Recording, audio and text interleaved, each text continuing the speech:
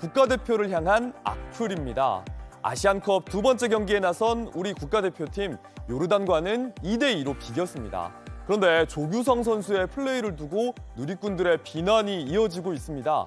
개인 소셜미디어에 찾아가 머리보다 실력부터 길러라, 연예 대상이나 노려라 이런 댓글 쉽게 볼 수 있었습니다. 조 선수의 예능 출연을 염려하는 목소리도 있었습니다.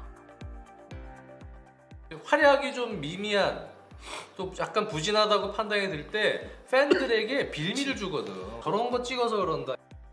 그런데 경기에 대한 아쉬움이 있더라도 선수 개인을 향한 비난 자제해야 하지 않을까요? 64년 만에 우승을 하겠다고 야심차게 출범한 우리 이번 아시안컵 축구 국가대표팀이 토요일날 보셨어요, 저녁 때 여러분? 요르단과 어려운 경기를 펼쳤습니다. 피파 랭킹만 따지면 이거 약간 무의미할 수 있지만 어쨌든 우리나라가 피파 랭킹 23위고 요르단은 87위거든요. 솔직히 좀 재미없을 정도로 우리가 이기지 않을까라고 저는 예상을 하고 지켜봤는데 이거 뭐야? 전반을 2대1로 끝냈어요. 우리가 지는 1대2로 우리가 지고 끝냈어요. 손흥민 선수가 전반 9분에 페널티킥 골로 1대0 앞서가다가 전반 37분에 자책골 그리고 전반 추가 시간에 역전골까지 허용해서 1대2로 요르단에 한 점 차 지면서 전반을 마무리했고요. 후반 추가 시간에 황인범의 슈팅이 수비수 몸에 맞고 굴절돼서 이 동점골로 아주 구사의 일상을 이렇게 끝냈습니다. 많은 분들이 SNS에 일부 선수들에게 막 테러를 하고 있기도 한데요. 저희가 그래서 급히 요 분을 좀 모셨습니다. 새벽의 축구 전문가 페노님과 함께 긴급 분석, 클린스만호 이대로 괜찮나 한번 짧게 짚어보겠습니다. 페노님 안녕하십니까? 안녕하세요. 이렇게 좀 긴급 진단에 또 승낙해 주셔서 감사합니다. 초대해 주셔서 감사합니다. 일단 요르단전이요. 충격의 무승부라고 충격이라는 말 붙여도 될 정도입니다. 어떻게 좀 보십니까? 이 충격을 준 원인이 뭐라고 보십니까? 기본적으로 요르단이 막 그렇게 무시할 만한 팀은 아니긴 했어요. 지난번에 나가서도 말씀을 드렸던 것 같은데 그 요르단에 그 유럽에서도 잘 뛰는 선수가 있거든요. 알타말이라는 선수가. 근데 그럼에도 불구하고 우리의 그 경기력 자체가 그걸 감안해도 너무나도 좋지 않았다라는 이제 생각이 드니까 이제 아무래도 충격 혹은 졸전이었다라고 평가를 받아도 이제 충분한 상황이고요. 기본적으로는 이 클린스만 감독이 본인이 가지고 있었던 약점이 이번 경기뿐만 아니라 계속해서 이제 드러나고 있긴 했거든요. 근데 그 문제점이 반복되면서 사실 정작 중요한 이제 아시안컵에서 이제 경기 결과가 좋지 않았다. 그러니까 클린스만 감독의 그 전술적인 그런 체계라던가 본인이 가지고 있는 3월 달부터 거의 1년 동안 반복되는 문제점을 아직까지 고치지 않았다는 게 이제 팬들 입장에서는 좀 불만이 있을 수밖에 없는 거겠죠. 아까 그 알카마리 선수인가요? 진짜 네네. 잘하더라고요. 잘하죠. 그래서 정말 대단한 선수라고 느꼈고. 근데 지금 방금 언급하신 네. 클린스만호의 고질적인 문제가 계속 고쳐지지 않았다. 그 문제가 뭐예요?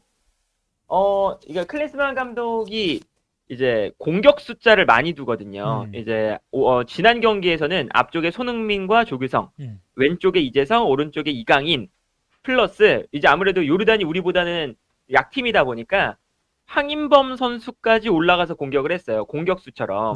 이제 그렇게 되면 공격의 숫자가 많아진다는 건 어딘가는 숫자가 부족해진다는 거잖아요. 근데 그 부족해지는 숫자가 우리는 미드필더 쪽입니다. 근데 이제 아무래도 그 미드필더가 부족하다 보니까 여기서 발생하는 문제는 상대가 역습을 할 때 이제 수비 라인 앞에서 누군가는 방해를 해줘야 되거든요. 그죠. 근데 앞에서 방해해주는 선수가 우리는 박용우 선수 딱 한 명밖에 없었던 거죠.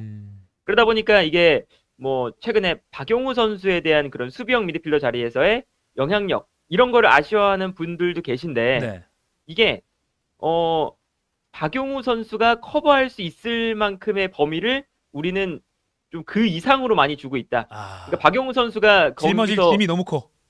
한 3명, 4명을 막을 수는 없잖아요, 혼자서. 근데 지금 그런 상황이 되고 있다 보니까 그게 가장 큰 문제인 거죠. 왜냐면 우리 같은 경우에는 공격의 이제 횟수가 요르단보다 훨씬 더 많잖아요. 근데 요르단은 적은 공격으로 득점을 만들어야 되는데 우리가 요르단의 공격에 너무 쉽게 득점을 허용하는 장면들이 나오게 되는 거죠. 결국에는 그때 저희 스튜디오 출연해서 말씀하신 수비 불안 문제가 역시나 드러났고 아마 그렇죠. 지난 네. 1차전 3대1로 이겼던 바레인전에서는 사실 이강인 선수 이렇게 공격이 워낙 활발했기 때문에 좀 수비 불안이 가려진 측면이 있는데 이번엔 좀 그게 드러난 것 같습니다. 그리고 또 이제 특정 선수를 비난하는 수위가 좀 높아서 걱정이긴 한데요. 지금 네. 이기재 선수나 최전방 조규성 선수에 대한 비판이 너무 거세고 뭐 SNS 댓글창을 닫았다라는 소식도 들려오고 있는데 개인을 비난해서는 안 되겠지만 전력 분석 차원에서 조금 따져보면요. 조규성 선수에 대한 아쉬움이 참 큽니다. 이 좀 뭐가 문제였을까요? 일단 기본적으로는 뭐 조규성 선수의 컨디션 자체가 막 그렇게 좋아 보이진 않아요. 이번 대회에. 그리고 뭐 선수들이 이제 월드컵이나 아시안컵이나 이런 대회들을 보면 아무래도 대회가 좀 짧기 때문에 네. 이게 그 선수들이 리그를 치를 때도 좋았을 때가 있고 안 좋았을 때가 있거든요. 네. 근데 지금 현재 조규성 선수가 그렇게까지 막 좋은 컨디션이라던가 좋은 감각을 유지하고 있지 않은 시기인 것 같기도 하고요. 예. 여기에 더해서 사실 조규성 선수 한 명의 문제다라고 보기에는 우리의 공격이 사실 지난 경기에서 조규성을 비롯한 이강인, 손흥민, 이재성 다 부진한 모습을 보여줬거든요. 네. 이제 본인이 가지고 있는 능력보다 다들 좀 부진한 모습이 나와요. 이제 이거는 전술적인 측면에서 문제가 좀 있다고 봐야 되는 게 더 맞다고 생각이 들어요. 예. 예를 들면 뭐 조규성 선수는 기본적으로 체격이 크고 그리고 이제 제공권이 좋은 선수이기 때문에 예. 이 선수를 활용을 하려면 앞쪽으로 좀 붙여주는 형태가 돼야 되거든요. 그러니까 조규성 선수가 좀 상대의 수비를 등지고 본인의 힘을 사용할 수 있는 그런 뭔가 이제 그런 상황들을 좀 많이 만들어줘야 되는데 네.